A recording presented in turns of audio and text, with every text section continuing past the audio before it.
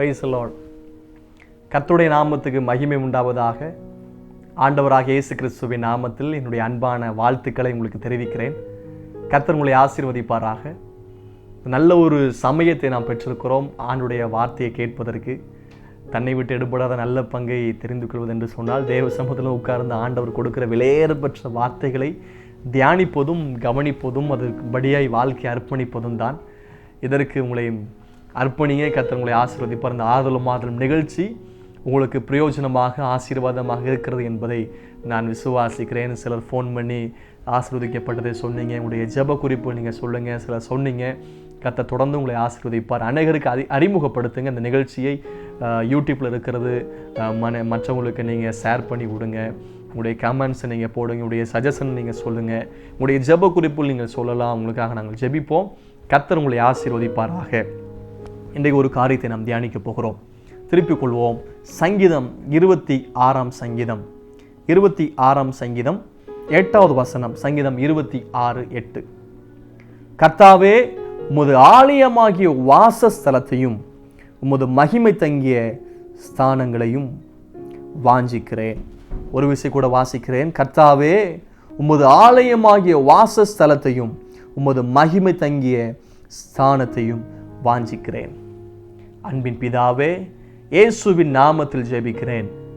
ஆண்டவரே, இந்த மாலை நேரத்தில் உம்முடைய வார்த்தைகளை கேட்க ஆயத்தமாயிருக்கிற ஒவ்வொருவருக்காய் ஸ்தோத்திரம். இந்த வார்த்தை அவர்களுக்கு பிரயோஜனமாக ஆசீர்வாதமாக இருக்கட்டும், கிருபை பெருகட்டும். இயேசுவின் நாமத்தில் ஜெபிக்கிறேன் பிதாவே, ஆமென், ஆமென். ஆண்டவருடைய நாமத்துக்கு மகிமை உண்டாகட்டும். சங்கீதம் 26 சங்கீதத்தை நாம் தியானிக்க போகிறோம். இதெல்லாம் ஒரு வசனத்தை வாசிக்க கவனித்தோம். கர்த்தாவே, உமது ஆலயமாகிய வாசஸ்தலத்தையும் உமது மகிமை தங்கிய ஸ்தானங்களையும் வாஞ்சிக்கிறேன். இது யார் பாடுனா அப்படின்னா, அந்த psalm was written by king David. தாவீது ராஜா இந்த சங்கீதத்தை பாடியிருக்கிறாரு. இந்த சங்கீதத்துடைய தலைப்பில் நீங்கள் பார்க்க முடியும், தாவீதின் சங்கீதம். தாவீதின் சங்கீதம். இந்த சங்கீதத்துடைய தலைப்பு என்னவென்று சொன்னால், தேவ மகிமையை வாஞ்சிப்பவன். தாவீது யார்? அவன் பாடுகிறவன். தாவீது யார்? அவன் கர்த்தரை துதிக்கிறவன். தாவீது யார்? கர்த்தரை ஆராதிக்கிறவன். தாவீது யார்? விசுவாச வீரன். தாவீது யார்? ஒரு ராஜா. தாவீது யார்? கர்த்தருக்காய் வைராக்கியம் பாராட்டினவன். இப்படி எல்லாம் தாவீதை குறித்து அதிகமாய் நாம் பார்க்கிறோம். தேவனுடைய இருதயத்துக்கு ஏற்றவன். இந்த சங்கீதத்திலிருந்து ஒரு பகுதி கற்றுக்கொள்கிறோம். தாவீது யார்? தேவ மகிமையை வாஞ்சிப்பவன். தேவ மகிமையை வாஞ்சிக்கிறவன் தேவனுடைய ஆலயத்தின் பிரகாரங்களை வாசஸ்தலத்தில் காத்திருப்பான். தாவீது ஒரு விஷயம் சொல்லுகிறார், உம்மை பார்க்க ஆசையா இருந்து உம்முடைய வல்லமையும் உம்முடைய மகிமையும் கண்டேன். தாவீதுக்கும் ஆலயத்துக்கும் ரொம்ப நெருக்கம் உண்டுங்க. தாவீதுக்கும் வாசஸ்தலத்துக்கும் ரொம்ப நெருக்கம் உண்டு. தாவீதுக்கும் தேவ பிரசன்னத்துக்கும் ரொம்ப நெருக்கம் உண்டு. வனாந்தரத்தில் ஆடுகள் மேய்ச்சி கொண்டிருக்கும் போதும் அவர் தேவ சமூகத்தை நாடிக்கொண்டிருந்தார். ராஜாவா இருக்கும் போது தேவ சமூகத்தை நாடினார். அவருக்கு ஒரு ஆசை, எப்படியாவது ஆண்டவருக்காக நாம தேவாலயத்தை கட்டணும் அப்படிங்கிறது அவருக்கு ஒரு ஆசை. ஆனா அந்த தன்னுடைய பையன் மூலமா கட்டினார். ஆனா கூடாரம், தாவீதின் நாட்களில் தாவீதின் கூடாரம் இருந்தது. ஆண்டவருடைய நாமத்து மகிமை பாருங்க. 12வது வசனம் பாருங்க. என் கால் செம்மையான இடத்தில் இருக்கிறது, சபையில் நான் கர்த்தரை துதிப்பேன். சபையை குறித்து ஒரு பக்தி வைராக்கியம் உண்டு. தமது ஆலயமாகிய வாசஸ்தலத்தை, தேவ மகிமை நிறைந்த ஸ்தலத்தை வாஞ்சி பாருங்க. ஆசரிப்பு கூடாரத்தினுடைய மகிமை வாஞ்சிக்கிறவர். என் தேவனுடைய ஆலயத்தில் நான் பச்சையான ஒளிமரத்தை போல் இருக்கிறேன். தேவனுடைய ஆலயத்தில் நாட்டப்பட்டவர் என்று சொல்றார். இப்படி எல்லாம் தேவ ஆலயத்தை குறித்து ஒரு பக்தி வைராக்கியம்.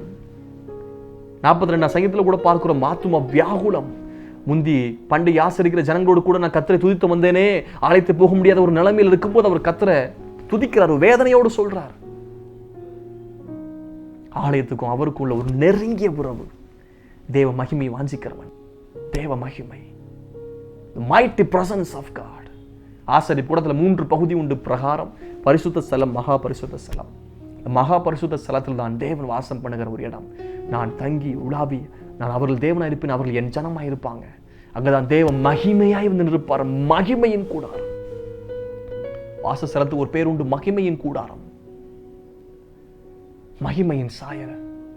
அந்த மகிமையை வாஞ்சிக்கிறவன். ஹல்லேலூயா.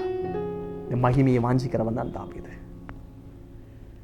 இந்த சங்கீதம் பொதுவாக 25ஆம் சங்கீதம் தாவீது எழுதினார். 25ஆம் சங்கீதம் 25ஆம் சங்கீதம் பார்க்கும்போது பாவியான தாவீதின் பாவ அறிக்கை. 25ஆம் சங்கீதம் பாவியான தாவீது பாவ அறிக்கை பார்க்கிறோம். 26ஆம் சங்கீதம் மன்னிக்கப்பட்ட தாவீதின் நீதியான நடக்கை. பாவியான தாவீது பொதுவாக எல்லாருக்குமே சறுக்குதல் உண்டு. என்ன சொல்றாங்க, பாவிலும் பிரதான பாவி நான் பவுல் சொல்றாங்க. எலியா சொல்றாங்க, பிதாக்களை பார்க்க நல்லவன் அல்ல என்கிறாரு. எல்லோருடைய வாழ்க்கையிலும் தடுமாற்றங்கள் இருக்கிறது. யாரும் நல்லவர்கள் அல்ல. பரிசுத்தமாய் மாறிக்கொண்டிருக்கிறோம். பரிசுத்தவானாக பிரயாசம் எடுக்கிறோம். தாவீதும் பாவம் பண்ணார். கொலை செய்யாதிருப்பாயாக, களவு செய்யாதிருப்பாயாக, பிறருடைய மனைவி செய்யாதிருப்பாயாக, இப்படிலாம் கட்டளைகள் கொடுக்கப்படுது. இந்த 3 கட்டளையும் அவர் மீறினார். பிறருடைய மனைவி வச்சித்தார், கொலை செஞ்சாரு, உரியாவை கொலை பண்ணாரு, களவு செய்யாதிருப்பாயாக, இப்படி எல்லாமே கட்டளையில் கொஞ்சம் மீறினார். ஆனால் அதே தாவீது தேவ சம்பந்த அறிக்கையிட்டார். 51ஆம் சங்கீதத்தில் பார்க்கிறோம், அறிக்கையிட்டு சொல்றார், மீதல மன்னி, அக்கிரமத்தை மன்னியும், ரட்சிப்பின் சொந்த திரும்ப எனக்கு தாரும், பரிசுத்தாவின் நன்று எடுத்துக்கொள்ளாமல் இருக்கும், உற்சாகமான ஆவியினை தாங்கும்படி செய்யும். இப்படி எல்லாமே கதறி சொல்லுகிறார். என் அக்கிரமத்தை மன்னியும், ஈசோப்பினால் என்னை சுத்திகரியும். இந்த 25ஆம் சங்கீதம் பாருங்க, 11ஆம் வசனம் பாருங்க. 25:11, கர்த்தாவே என் அக்கிரமம் பெரியது, உடைய நாமத்து நிமித்தம் அதை மன்னித்தருளும். அவர் கேட்கிறார், மன்னிப்பு கேட்கிறார். அவருடைய நாமத்து மகிமை உண்டாகட்டும். 12ஆம் வசனம், கர்த்தருக்கு பயப்படுகிற மனுஷன் எவனோ தாம் தெரிந்து கொள்ளும் வழியை போதிப்பார். அந்த சங்கீதத்தில் பார்த்தீங்கன்னா மன்னிப்பை கேட்கிறார். ஹல்லேலூயா. சங்கீதம் 7ஆம் வசனம், என் இளவயதின் பாவத்தையும் என் மீதிலையும் நினையாதிரும். ஆண்டவரே என்னை மன்னிச்சிருக்கேன்னு சொல்றார். 8ஆம் வசனம், கர்த்தர் நல்லவரும் முத்துருமா இருக்கிற ஆகையால் பாவிகளுக்கு வழியை தெரிவிப்பார். பாவிகளுக்கு வழியெல்லாம் தெரிவிப்பீங்க. ஒரு பாவ மனுஷன், பாவியான தாவீதின் பாவ அறிக்கை, என்னை மன்னிச்சிருங்க ஆண்டவரே, என்னை சுத்திகரிச்சிருங்க. 18ஆம் வசனம், என் துன்பத்தையும் என் வருத்தத்தையும் பார்த்து என் பாவங்களை எல்லாம் மன்னித்தருளும். என் பாவத்தை மன்னிச்சிருங்க ஆண்டவரே. ஹல்லேலூயா. ஆனா 26ஆம் சங்கீதம் மன்னிக்கப்பட்ட தாவீதின் நீதியான நடக்கை. என்ன சொல்றாங்க அப்படின்னா, சங்கீதம் 1 மறுபதிப்புன்னு சொல்றாங்க. சங்கீதம் 1 பாக்கியமான குறிச்சு போடப்பட்டிருக்கிறது, நீதிமான குறிச்சு போடப்பட்டிருக்கிறது. இங்கே நம்ம நீதிமான குறித்தான் பார்க்க போகிறோம். தேவனுடைய மகிமையை வாஞ்சிக்கிறவன் யார்? நீதிமான். தேவனுடைய மகிமையை வாஞ்சிக்கிறவன் நீதிமான். நீதிமான் தான் எப்பொழுதும் தேவ சமூகத்தில் நாட்டப்பட்டிருப்பான். தேவனுடைய பிரகாரங்கள் எப்பொழுதும் செழித்திருப்பான். தேவ மகிமை வாஞ்சித்துக் கொண்டே இருப்பான். ஹல்லேலூயா. Praise the lord. ஆண்டவருடைய நாமத்துக்கு மகிமை உண்டாகட்டும். இந்த 25ஆம் சங்கீதம் பார்த்தீங்கன்னா தனித்தவனா கதறார். பாவம் செஞ்சு தனித்தவனா கதறார். 25ஆம் சங்கீதம் 16ஆம் வசனம் பார்த்தீங்கன்னா, என் மேல் நோக்கமா இருந்து எனக்கு இறங்கும், நான் தனித்தவனும் சிறுமைப்பட்டவனுமா இருக்கிறேன். அவர் தனிமையா புலம்புறார். பாவம் செஞ்சு இது அறிக்கப்படும் போது பாருங்க, என் மேல் நோக்கமாகி, சிங்குலர், எனக்கு இறங்கும், நான் தனித்தவனும். ஆனா 26ஆம் சங்கீதத்தை பார்த்தீங்கன்னா 12ஆம் வசனம், என் கால் செம்மையான இடத்தில் இருக்கிறது, சபையிலே நான் கர்த்தரை துதிப்பேன். சபையிலேன்னா ஒரு காங்கிரிகேஷன், அசம்பிளி, திரளான ஜனங்களோடு கர்த்தரை துதிப்பேன். பொதுவாக டோன்ட் ப்ரிஃபர் லோன்லினஸ். பொதுவாக நான் இளைஞர்களுக்கு கொடுக்குற ஆலோசனை, தனியாக இருக்கும்போது பாவத்துடைய சிந்தனைகள் தான் வரும். எப்பவுமே தனிமை நாடாதீங்க, தேவ பிரசனம் நாடுங்க. தேவனோடு கூட இருக்கணும்னு சபையோட ஐக்கியம். தேவ நல்லவர். இந்த சங்கீதத்தை நாம் தியானிப்போம். தேவ மகிமை வாஞ்சிப்பவன் யார்? அவன் நீதிமான். இதுல 3 காரியம் பார்க்கிறோம். நீதிமானுடைய நடை, வாக்கிங் ஆஃப் ரைச்சஸ் மேன் 1. 2வது நீதிமானின் சாட்சி, விட்னஸிங் ஆஃப் ரைச்சஸ் மேன். 3வது வொர்ஷிப்பிங் ஆஃப் ரைச்சஸ் மேன், நீதிமானுடைய தொழுகை. 3 காரியம், walking, witnessing, worshipping. Walking with witnessing, worshipping. அது தமிழ்ல நீதிமானின் நடை, நீதிமானுடைய சாட்சி, நீதிமானுடைய ஆராதனை, தொழுகை. இது சங்கீதம் தான் பார்க்கிறோம். ஆண்டவருடைய நாமத்துக்கு மகிமை உண்டாகட்டும்.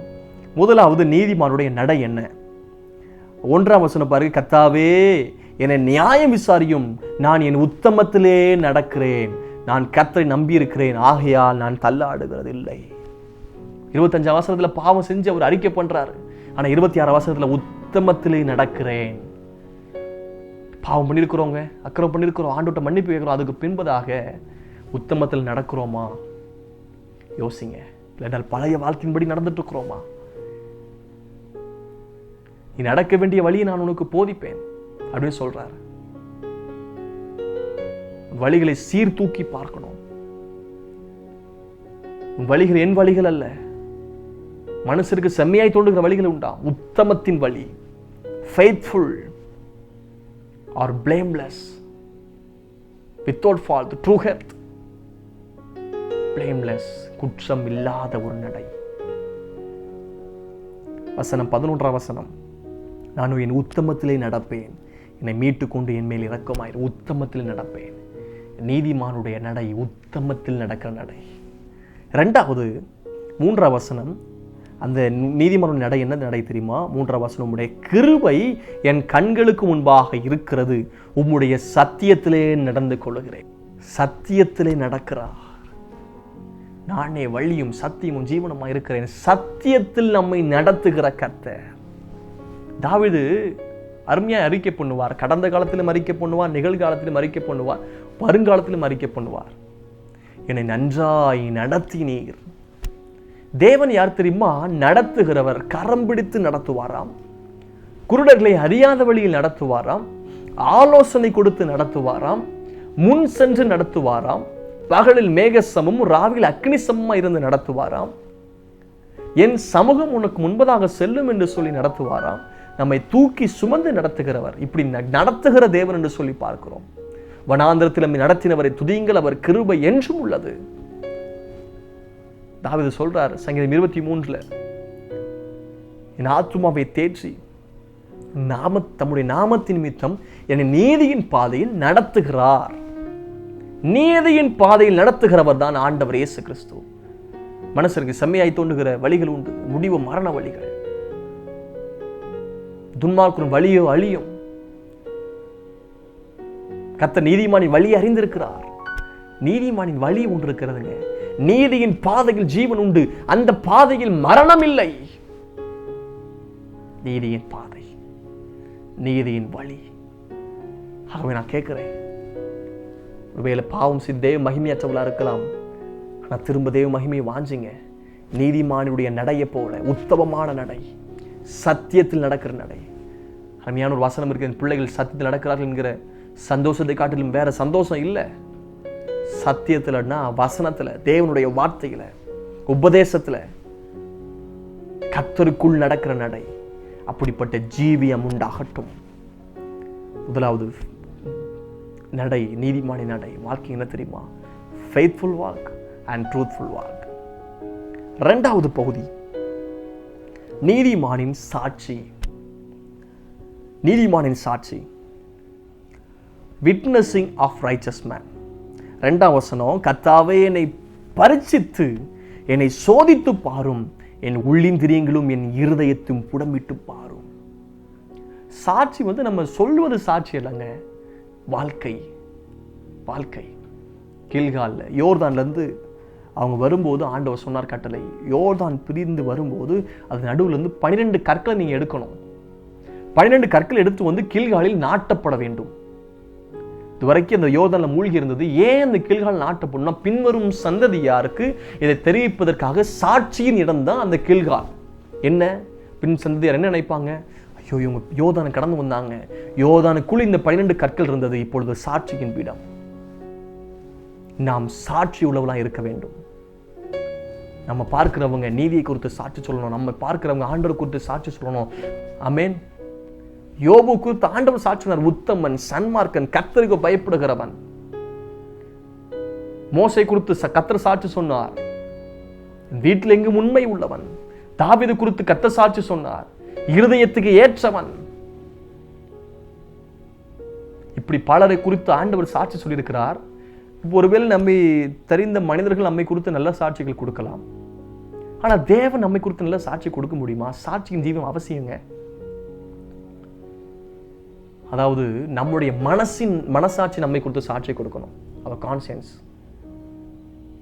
வெளியுலக நம்முடைய வெளிப்பிரகாரமான வாழ்க்கை குறித்து சாட்சி கொடுப்பாங்க. நம்முடைய மனசாட்சி நம்ம குறித்து சாட்சி கொடுக்குமா? இரண்டாவது, நம்முடைய குடும்பத்தார்.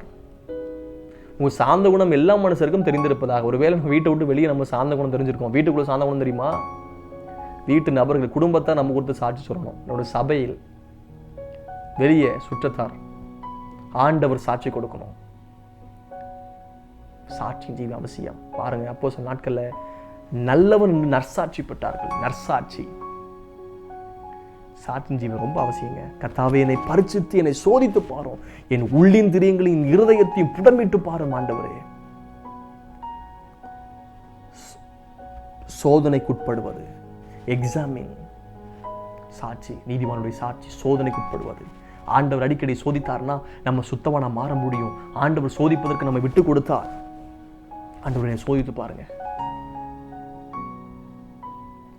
என்னை ஆராய்ந்து அறிந்திருக்கிற கர்த்தர் நம்ம விட்டு கொடுத்தால் நம்மை சுத்திகரித்து சோதித்தறிந்து எதில் நம்ம விட்டு இருக்கிறோம், எதில் நம்ம விழுந்திருக்கிறோம், எதில் நம்ம தவறி இருக்கிறோம் என்பதை கர்த்தர் உணர்த்துவார். நாம் சுத்திகரிக்கப்படுவோம். அது எக்ஸாமின். அடுத்தது 4 வசனம், வீணரோடு நான் உட்கார்வதில்லை, வஞ்சரிடத்தில் நான் சேர்வதில்லை. சொல்றாரு பாருங்க, நான் வீணரோடலாம் உட்கார மாட்டேன், வஞ்சரிடத்தில் நான் சேர மாட்டேன். துன்மார்க்கருடைய ஆலோசனை நடவாமலும், பாவியுடைய வழியில் நில்லாமலும்,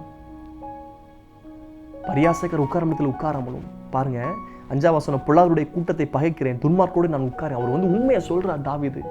நான் பொல்லாதவரு கூட நான் உட்கார மாட்டேன், பொல்லாதவரின் கூட்டத்தை பகைக்கிறேன், துன்மார்க்கரோடு உட்கார மாட்டேன், வீணரோடு நான் உட்கார மாட்டேன், வஞ்சனத்தில் நான் சேர மாட்டேன். ஒரு ஃபெலோஷிப். நான் துன்மார்க்கரோடு கூட பாவியோடு கூட ஐக்கியம் வைக்க மாட்டேன். சாட்சி பாருங்க. நம்ம சொல்ல முடியுமா? நான் மனசாட்சி சொல்ல முடியுமா? நான் பாவியோடு கூட ஐக்கியமே இல்லை, குடிக்கிறவனு கூட நான் ஐக்கியமே இல்லை, கோல் சொல்றவனு கூட ஐக்கியம் இல்லை, சொல்ல முடியுமா? இன்னைக்கு நம்முடைய ஐக்கியம் எல்லாமே பாவியோடும், குடிக்கிறவனு கூட, கோல் சொல்றவனோடு கூட, குற்றம் பேசுறவனோடு கூட, ரட்சிக்கப்படாதவனோடு கூட, விசுவாசிக்கும் அவிசுவாசிக்கும் பங்கு எது? பிணைப்பு எது? அந்நிய நுகத்தில் இன்னைக்கு பிணைக்கப்பட்டிருக்கிறோம். பாருங்க தாவீதுடைய சாட்சி என்ன அருமையா சொல்றார். ஹல்லேலூயா. பாருங்க 7 வசனம், நான் குற்றம் இல்லாமையில் என் கைகளை கழுவி உம்முடைய பீடத்திலே சுற்றி வருகிறேன். எக்ஸம்ஷன், சேராதிருப்பது.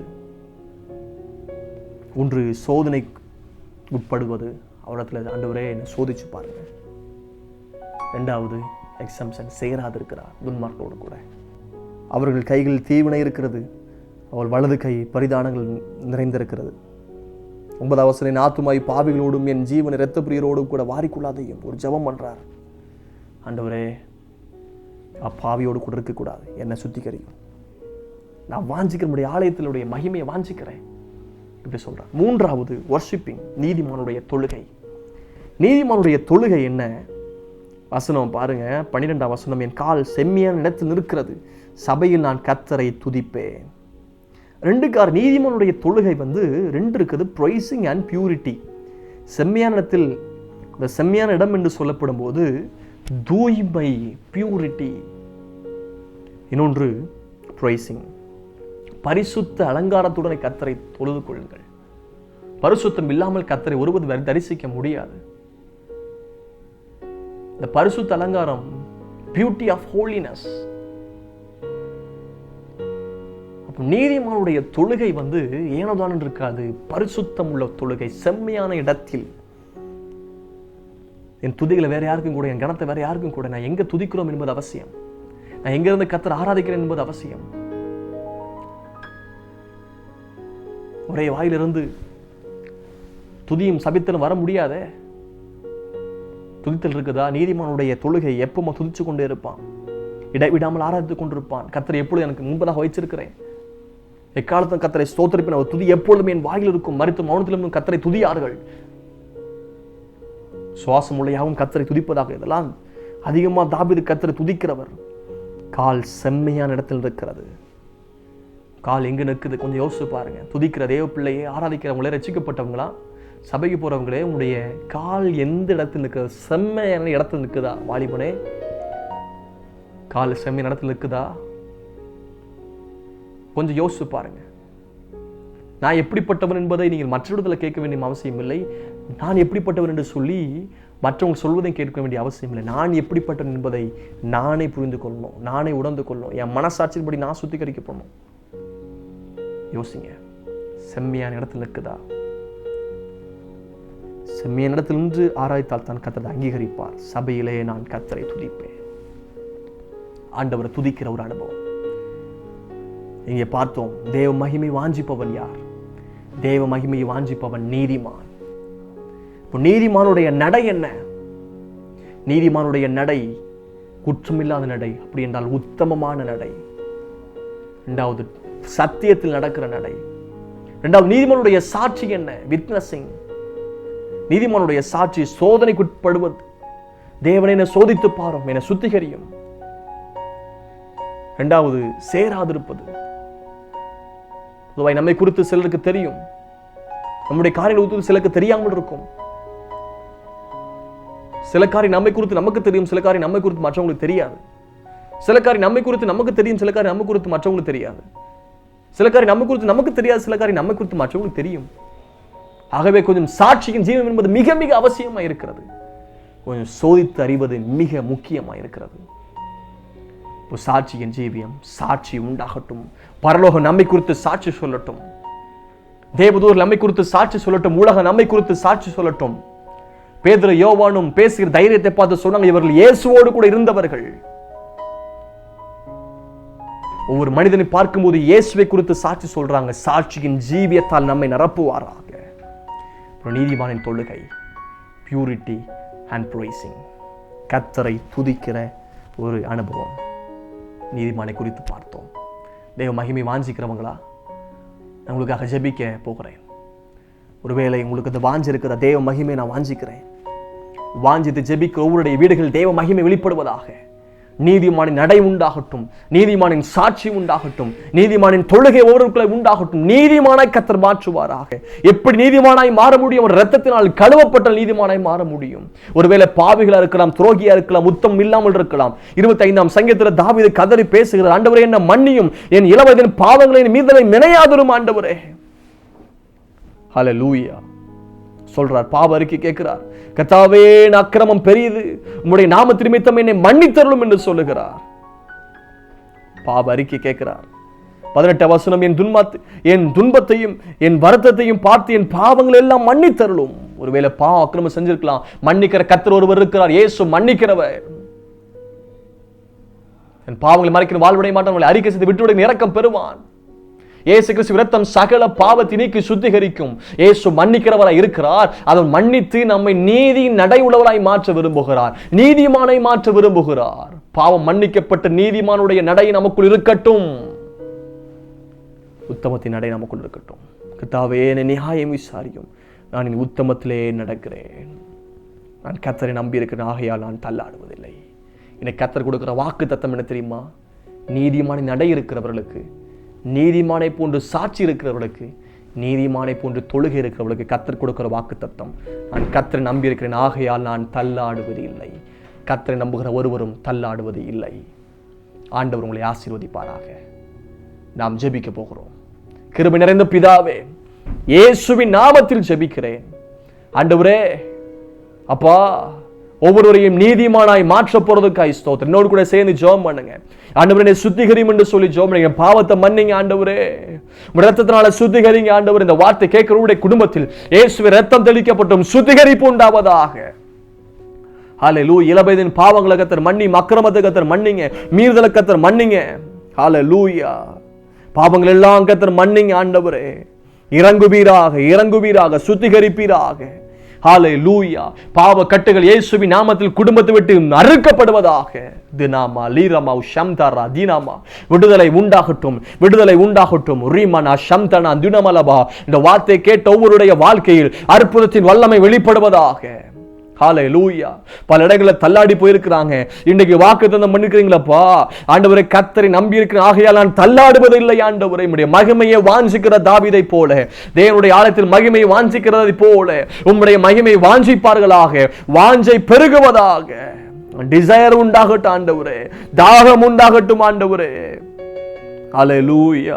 ஆண்டவரே, என் ஆத்துமாவை பாவிகளோடும் என் ஜீவன் இரத்த பிரியரோடும் வாரிக்கொள்ளாதையும் என்று சொல்லி தாவீது ஜெபிக்கிறப்ப அந்த சங்கீதத்தில் ஆண்டவர் வாரிக்கொள்ளாதபடி உத்தமத்தில் நிற்க கர்த்தர் கிருபை கொடுப்பீராக, தேவனை இறங்குவீராக, சாட்சியுள்ள ஜீவியம் உண்டாகட்டும், நீதியின் நடை உண்டாகட்டும், உத்தமமான நடை உண்டாகட்டும் என்று சொல்லி ஜெபிக்கிறேன். சத்தியத்தில் நடக்கட்டும் ஆண்டவரே, பிள்ளைகள் சத்தியத்தில் நடப்பார்களாக.